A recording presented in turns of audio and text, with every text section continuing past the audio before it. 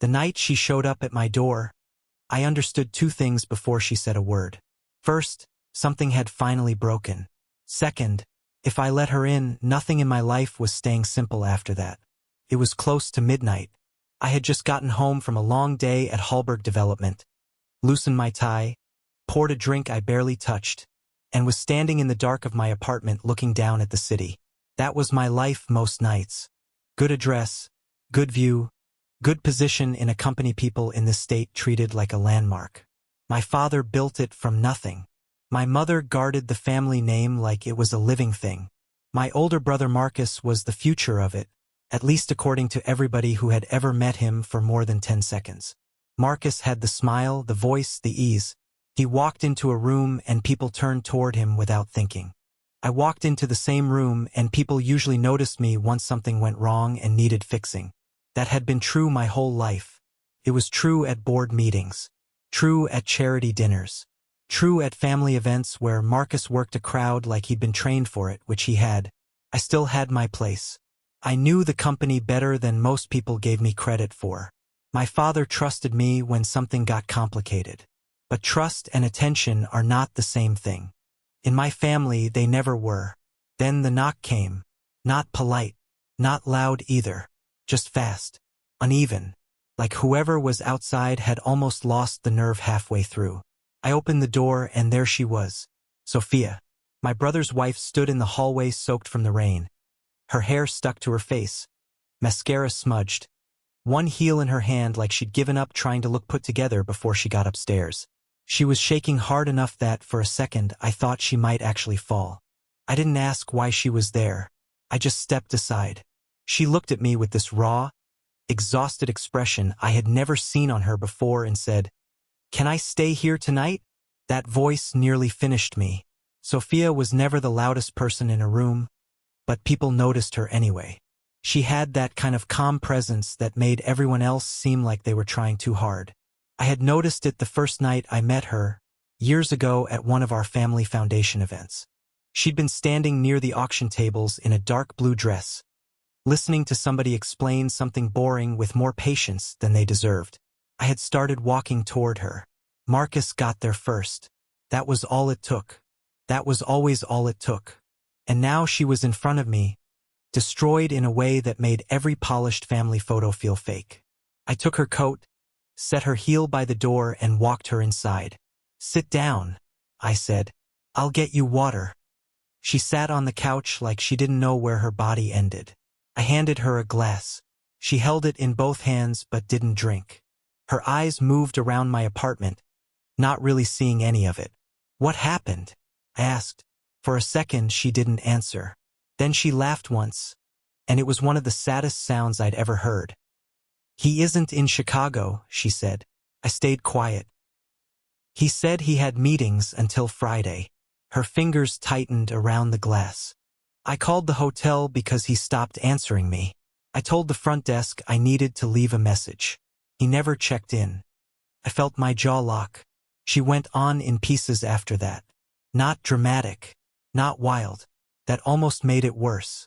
Fake trips, missed calls, changed passwords, a restaurant charge in town on a night he claimed he'd already landed somewhere else. One lie leading to another until she finally stopped doubting herself long enough to see the whole shape of it. "There's someone else," she said, staring at the floor. "I don't even think that's the worst part. The worst part is how long he let me stand beside him and smile while he knew." I sat across from her, elbows on my knees, hands locked together so I wouldn't reach for her too soon. "I kept thinking maybe I was imagining it," she said. "Maybe I was tired. Maybe marriage just gets cold for a while. Maybe I was asking for too much." She looked up at me then, and her eyes were shining. "Do you know what's humiliating? Realizing you were the only person in the room who didn't know you were being made into a fool." I wanted to go find Marcus right then, drag him out of wherever he was. But anger was easy. She wasn't there for anger. She was there because she had run out of places to fall. "I didn't know where else to go," she whispered. "I just knew I couldn't stay in that house tonight." Then, after a long silence, she said the one thing I had spent years being afraid to hear. I came here because you're the only one in that family who ever really sees me. I looked away first. I had to, because the truth was, I had seen her from the beginning. Every interruption Marcus cut across her with. Every dinner where she smiled through being dismissed. Every event where she stood alone for 10 minutes while he entertained a donor or a camera or his own reflection in a window. She carried herself with grace because that was the role. But I had seen the cost of it. She wiped under one eye with the heel of her hand, then gave me this broken, reckless look. I don't want to think tonight. I don't want to be the wife who gets lied to. I don't want to be invisible. Her voice dropped. I just want one night where I feel chosen. The room went completely still. For years, I had imagined what it would feel like to hear anything even close to that from her. In every version, I thought I'd know exactly what to do. I didn't. I got up slowly, crossed to the couch, and knelt in front of her. Sophia, I said, and my voice sounded rougher than I meant it to. Listen to me carefully. She was breathing hard now, waiting. I have wanted you for longer than I should have, I said. Long enough that I stopped pretending to myself about it a long time ago. She closed her eyes. And because that's true, I am not going to do this with you tonight. Her face changed. Not hurt exactly, more like disbelief. I kept going before she could speak. Not like this. Not when you're shattered. Not while you still belong to a marriage, even a broken one. I won't be another man who takes something from you because you're hurting. For a second, I thought she might pull away. Instead, she started crying for real. Not quietly, not gracefully, the kind that takes over your whole body when you've been holding too much for too long. I moved beside her and let her fold into me. I held her while she broke apart on my couch, my hand at the back of her head, my shirt damp from rain and tears, and every part of me fighting itself just to keep that line where it belonged. Eventually, she wore herself out. I found her a blanket. She curled up on the couch, facing the window, one hand tucked under her cheek like she was trying to make herself smaller. Before she fell asleep, she said my name once, barely above a whisper. I stayed awake all night, knowing my life was about to change. If you're enjoying the story, please like and subscribe. I answered right away. Thank you, she said. I didn't sleep at all after that. I sat in the chair across from her until morning started turning the windows gray, knowing that for one night I had done the hardest thing I'd ever wanted to do. And knowing the moment Marcus found out where she'd been, the cost of it was coming. I made coffee before she woke up, mostly because I needed something to do with my hands. The apartment felt different in daylight. Smaller somehow. More honest.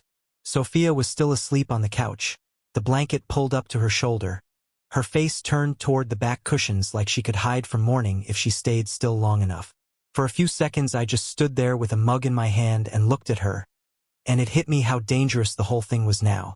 Not because of what had happened, because of what hadn't. If I had crossed the line, at least I would have understood the damage. It would have been ugly but simple. Instead, I'd done the right thing, and I already knew that wasn't going to protect me from anything. She stirred a little after 7, sat up slowly, blinked like she had no idea where she was, then remembered all at once. I saw it happen on her face. The shame, the exhaustion, the wish that maybe the whole night had been some horrible dream. It's okay, I said before she could apologize.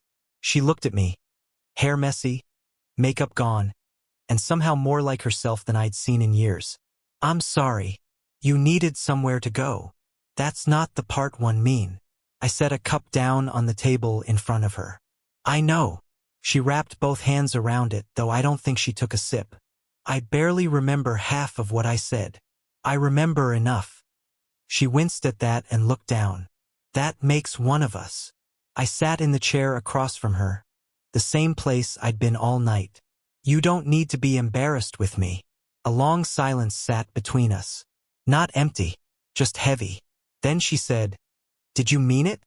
I knew exactly what she meant. Could have dodged it. Probably should have. But too much had already been dragged into the light to start lying now. Yes, I said. I meant every word. She looked at me for a long time after that. No smile. No panic either. Just this tired, searching look, like she was trying to understand how long she had missed what was right in front of her. "I think part of me always knew," she said quietly. "I just never let myself look at it. I let out a breath I hadn't realized I was holding.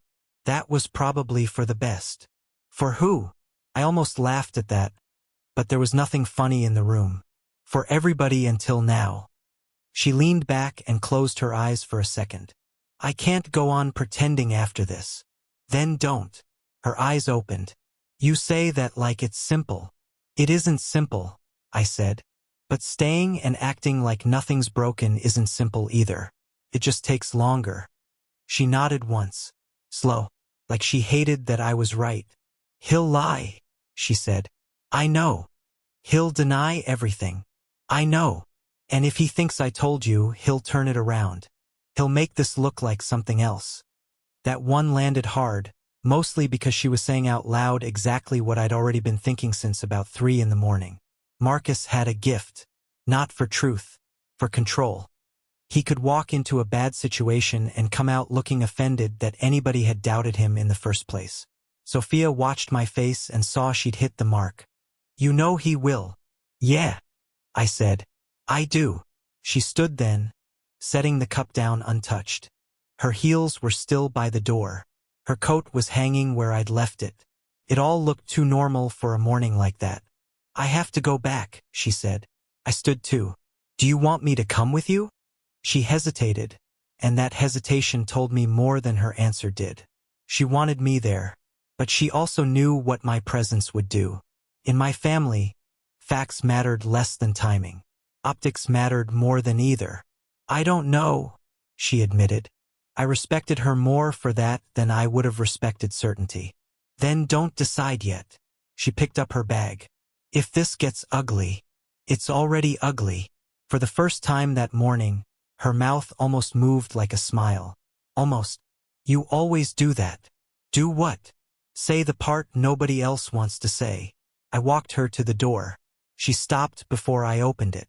"Will you stand beside me?" she asked. There it was, the question under all the others. I wish I could say I answered right away. I didn't, because standing beside her in private was one thing. Standing beside her against Marcus, against my mother, against the whole machine of my family once it started moving, that was different. Not harder morally, just costlier. But I'd already made my choice the second I let her in. "Yes," I said. She nodded and I opened the door. The apartment felt dead the second she left. I lasted maybe 20 minutes before my phone rang. "Marcus." I stared at his name on the screen until it almost stopped, then answered. "Where is she?" he asked. No greeting, no confusion, no act yet, just flat anger. "I'm not doing this over the phone," I said. A short laugh came through the line. "Interesting. So she was with you." There it was. He didn't know for sure. He was fishing and I'd given him enough. I said nothing. He took my silence and built a story out of it in real time. That was Marcus. Fast when cornered. "You really did it," he said. "My own brother." "Careful," I said, and my voice came out lower than I expected. "You don't get to talk to me like you're the one who was betrayed." That shut him up for exactly 1 second. Then he recovered, smoother now, colder. "She came to you in the middle of the night, and you expect anyone to believe nothing happened?" I looked out the window and said, "Believe whatever lets you sleep." "Oh, I'm not the one who should be worried about that." He hung up first. I knew what he was going to do before he did it. I still wasn't fast enough. My mother called next. She sounded shaken, but not in the way a mother sounds when she thinks both her sons are hurt. In the way she sounded whenever something threatened the family name. "Tell me this isn't true," she said. I didn't even ask what version she'd heard. "Marcus called you already. Did Sophia spend the night at your apartment?" "Yes." The silence on the line turned sharp. Then my father called, and somehow that was worse. He didn't accuse. He didn't shout. He just told me to come to the estate that evening because the family needed to settle this in person. That was his language for disaster. Not pain. Not grief. Order. By noon I had 3 missed calls from Marcus, 2 from my mother, One message from a family attorney I hadn't spoken to in months, and exactly nothing from Sophia. That part got to me. Not because I thought she'd changed her mind, because I knew what kind of house she had walked back into.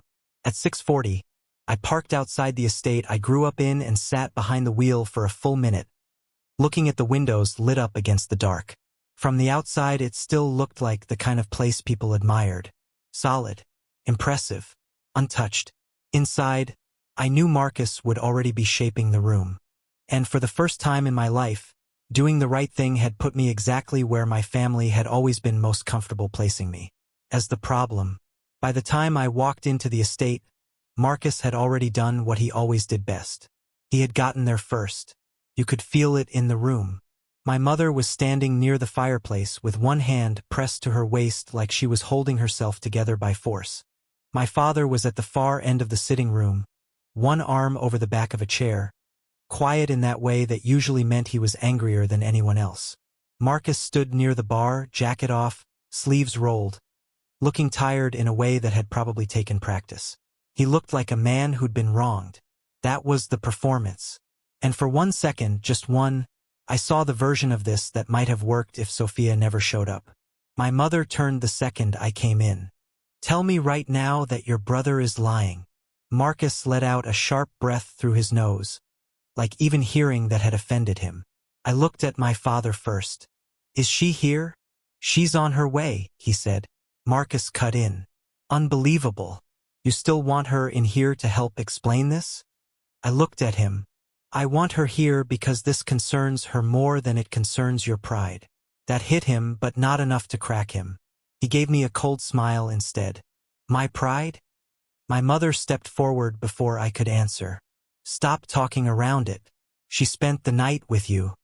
"Yes." That word landed like glass. My mother actually flinched.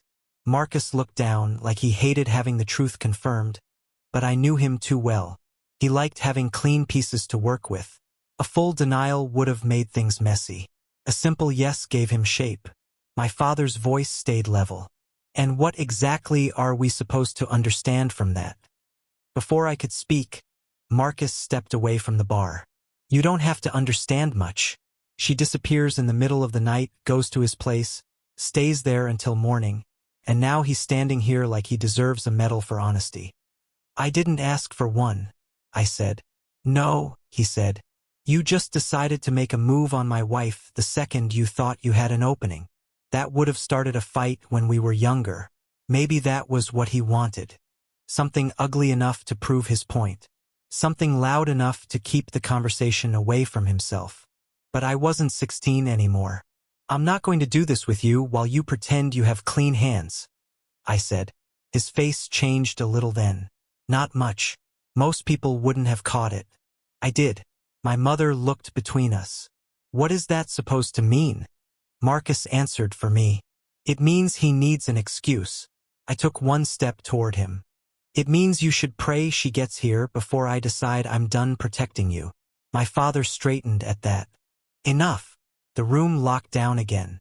Then the doors at the far end opened, and Sophia walked in. Everything changed. She wasn't dressed for comfort. She was dressed for war. Cream blouse, dark trousers, hair pulled back. No softness anywhere. The last time I'd seen her, she had been shaking on my couch, mascara streaked, voice breaking apart. The woman who walked into that room looked like she'd spent the day turning pain into something sharp enough to use. My mother said her name like a plea. "Sophia." Sophia didn't even look at her first. She looked at Marcus. "You started without me." Marcus gave her this careful, wounded look that would have convinced half the city at a charity dinner. "I started because you vanished and spent the night with my brother." She nodded once. "I did." My mother closed her eyes like that answer alone was too much. Marcus spread his hands a little. "So there it is." "No," Sophia said. "That's not it. That's the part you thought you could use." I swear the whole room went still enough to hear the clock. She turned to my parents then. "Yes, I went to his apartment. I went there because I had just found out my husband wasn't in Chicago. He wasn't in any meeting. He wasn't on any work trip. He was lying to me the way he has been lying to me for months. Marcus stepped forward fast. Sophia. She didn't even raise her voice. Don't. He actually stopped. She looked back at my mother. You want the truth? Here it is. The late meetings. The flights that never matched the receipts. The hotel bookings that disappeared. The calls he took outside. The way he stopped touching me and then acted annoyed that I noticed. The way he let me keep showing up beside him in public, smiling for photos, greeting your friends, hosting dinners, sitting at your table, while he was giving pieces of his life to someone else. My mother sat down hard in the nearest chair. My father looked at Marcus. Not confused anymore, just cold. Marcus recovered the way he always did. You're upset, and I understand that. But this is not the way to handle it. Not with him. Not like this. Sophia laughed once, but there was no humor in it. You still think this is about appearance. It is about appearance, my mother said automatically, then stopped like she heard herself too late. Sophia turned to her. Exactly. Nobody spoke. Then she said the words that changed everything. I asked your younger son for something I should never have asked for. My chest tightened. Marcus went very still. Sophia's voice stayed steady. I went to him wrecked, humiliated, angry, and not thinking clearly. I wanted one night where I didn't feel discarded. One night where I could forget what my husband had done to me. My mother pressed a hand to her mouth. My father's eyes moved to me. Sophia didn't look at me yet. And he refused. Marcus blinked. What? She turned to him at last. He refused me. The silence after that was brutal. She kept going. He let me cry. He gave me a place to stay. He told me the truth about how he felt, and then he drew a line you never would have drawn in his place. He would not touch me while I was broken and still married to you. I chose integrity over my own desires. Was I right to draw that line, or should I have followed my heart? Tell me in the comments. My mother looked at me then, really looked at me, and something in her face started to crack. Marcus shook his head. That's convenient. Sophia took one step toward him. No. Convenient would have been you coming home when you said you would. Convenient would have been not finding messages you forgot to erase. Convenient would have been not learning that your trips had a pattern, and a name attached to them and months behind them. There it was. Not rumor. Not suspicion. Detail. My father's voice came out lower than I'd heard in years. Is that true? Marcus looked at him, then at my mother, then at me. Still calculating. Still searching for the least costly lie. Things were complicated, he said. That was the closest he got to an answer. My mother made this small, broken sound in the back of her throat. Marcus. He moved toward her. Mom, listen to me. No, Sophia said. Everybody turned back to her. She slipped off her wedding ring. No dramatic pause. No shaking hands. Just one clean motion. She looked at the band for half a second, then set it on the table in front of Marcus. I have spent too long protecting your image, she said. His image. This family's image. I'm done doing it. Marcus stared at the ring like it was something offensive. Sophia's eyes were bright, but she didn't lose control. You don't get to call me disloyal because I went to the only person in this family who treated me like I mattered. And you do not get to drag him down to cover what you did. Marcus looked at me then, and whatever polish he usually carried was gone. You think you've won something? No, I said. I think you finally ran out of room. He lunged toward me. It happened fast, but my father moved faster. Enough, he thundered, and the whole room stopped around him. I had seen boardrooms go silent under that voice. I had never heard it turned on Marcus like that. My father pointed toward the door with a hand that didn't shake. Not another word until you remember how to tell the truth. Marcus stared at him like he genuinely could not process what was happening. That might have been the first real shock of his life. Not the affair coming out. Not the marriage ending. Our father choosing a side in public. My mother was crying now, quietly, one hand over her eyes. Not just for the marriage. For the years behind it. The excuses. The overlooking. The way Marcus had always been cushioned from the full weight of himself. Sophia stepped back from all of us like the room had finally become too small to stand in. I moved on instinct. Sophia. My father stopped me without even looking at me. Let her go on her own. He was right. I hated that he was right, but this part didn't belong to me. Sophia looked at me then, finally, and there was a whole conversation in that one glance. Gratitude, pain, something softer under both. But she gave me the smallest shake of her head, and I understood. Not yet. Then she turned and walked out of the room without another word. The door closed behind her. Marcus stood on one side of the table, pale and furious. The ring sat between us. My mother was crying. My father looked older than he had that morning. And I was standing in the middle of the ruin Marcus had built, cleared of blame and somehow still empty-handed. I had my name back. The family didn't have itself anymore. The house stayed loud for weeks after that, even when nobody raised their voice. That was the strange part. The real damage in my family never came from shouting. It came from silence, from doors closing, from calls that stopped getting returned, from people suddenly acting careful around subjects they used to own. Marcus moved out of the main estate before the month was over. My mother kept trying to hold on to pieces of normal life that were already gone. My father stopped pretending the company could move forward the way it always had. Nobody said it directly, but the future had shifted. Sophia was gone from all of it. Not vanished, just gone in the right way. She left the house, got her own place, and stopped showing up where people expected her to be. No more family dinners. No more smiling beside a name that had cost her too much. The legal part moved forward quietly. The social part did not. People talked. They always do.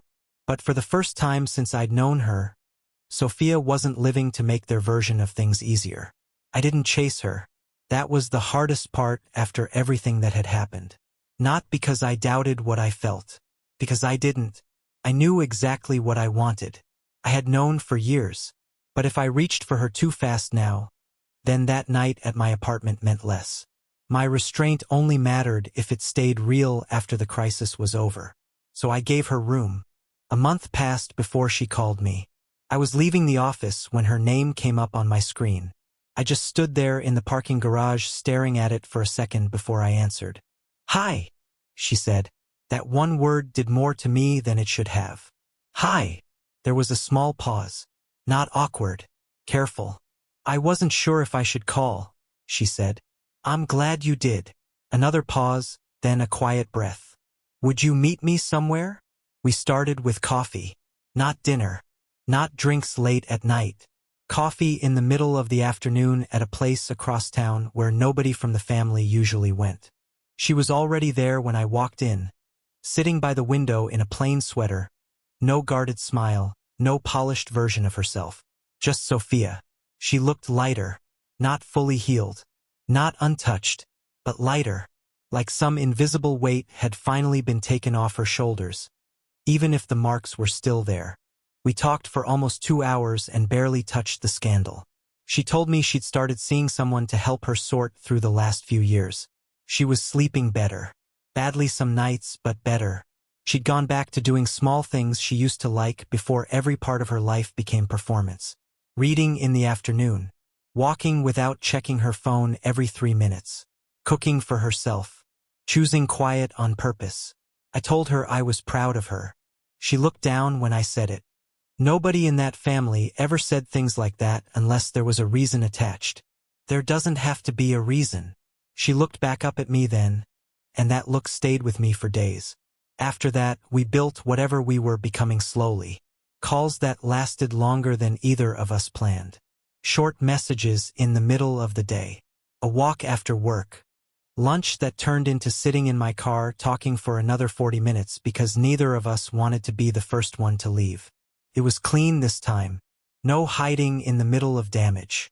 No stealing moments from a life that still belonged to somebody else.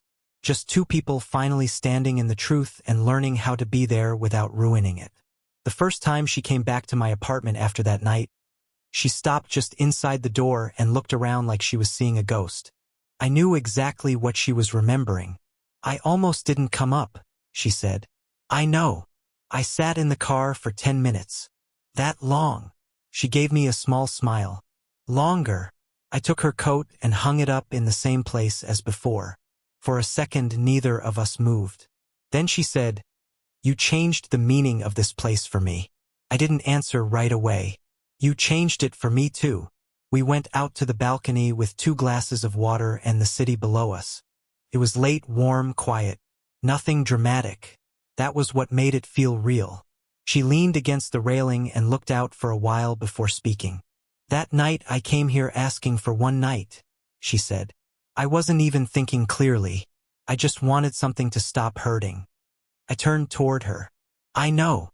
She looked at me then, fully, with none of the old confusion left in her face. "You gave me something better than what I asked for." My chest tightened. "What's that?" She stepped closer. "The chance to come back when I was actually free." I don't think I breathed for a second. "Sophia." "No," she said softly. "Let me say it right this time." So I did. "I know what you did for me that night," she said. "And I know what it cost you after. You waited when you didn't have to. You protected me when taking the easier road would have given you what you wanted faster. And now I'm here because I'm not broken, and I'm not trapped, and I'm not choosing out of pain." She moved one step closer. "I'm choosing you." That was it. No speech bigger than that. No audience. No family name hanging over the moment. Just her, standing in front of me, clear and steady, giving me the one thing I had never wanted unless it was real. I touched her face, and she leaned into my hand like she'd been holding that back too. Then she came the rest of the way to me, and I met her there. Years of silence ended in that one moment. When we finally pulled apart, she smiled against my shoulder and said, almost like she was laughing at the memory, "So this is better than one night." "Yeah," I said, holding her closer. "A lot better." And standing there with her in the same place where I had once stayed awake making sure I didn't take the wrong chance, I understood something simple. In my family, everybody had spent years grabbing, spinning, protecting, forcing. The only thing I ever did right was wait. And in the end, that was the reason she was finally mine.